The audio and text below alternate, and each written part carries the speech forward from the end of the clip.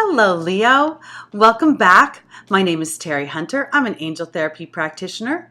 If you'd like to learn more about me, my services, or to book a private session, please feel free to go to my website at www.terihunter.com. That's TERIHUNTER.com. All right, Leo, I am so excited for 2018. There has been a lot of stuff going on in 2017, a lot of imbalance bubbling up, but I think that's just opening the door for 2018 to really allow us to make choices and get intentional about where we want to be. It's also an 11 year, and numerology for me, the 11 represents, or 1111, a series of ones, always represents my thoughts, my mind, and what am I thinking, because I'm manifesting very quickly. So what I want to tell you is a couple things before I go into your 4-card angel spread for this month.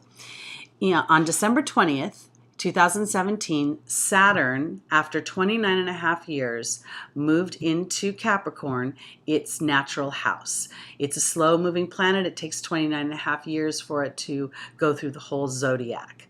Having gone into Capricorn, which it loves, so it's a very synergistic energy.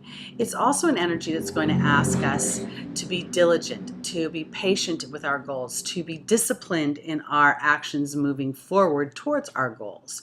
Now for Leo, that's happening in your 6th house of health and service.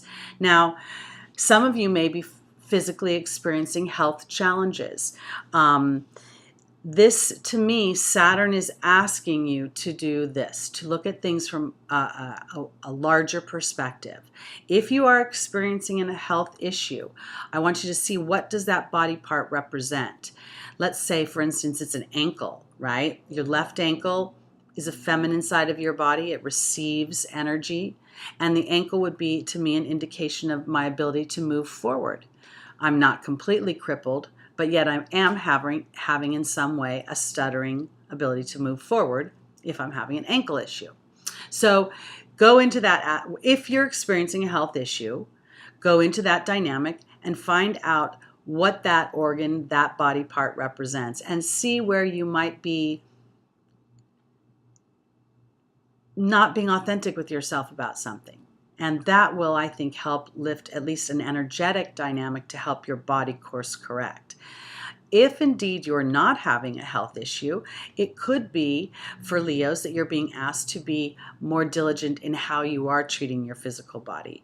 And it's also about service to others. This is not about service to self. So if for some reason you've been focused more on yourself, your intimate world, this next 2.5-year cycle may be asking you to be more open to the needs of others and the others around you.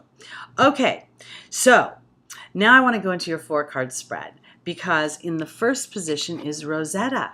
Rosetta is the card of parenting and of children.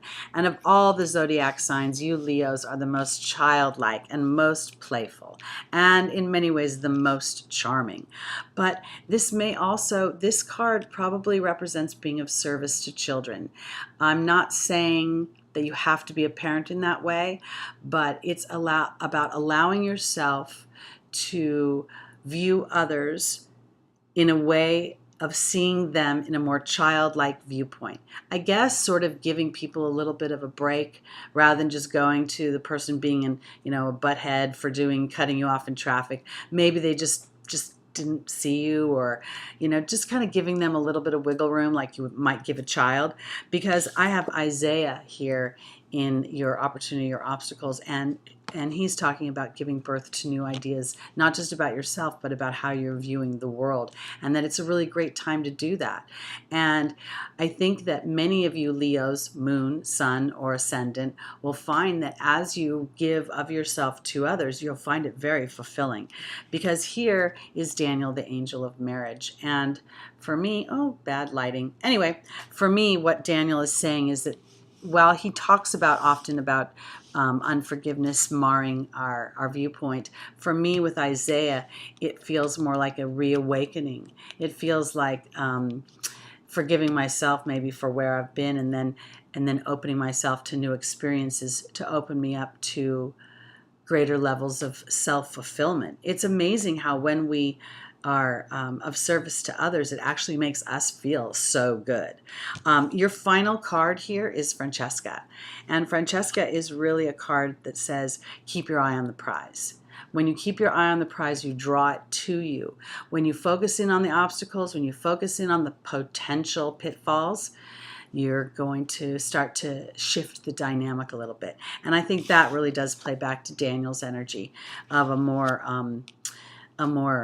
forgiving, a more innocent way of approaching life over the next 2.5 years.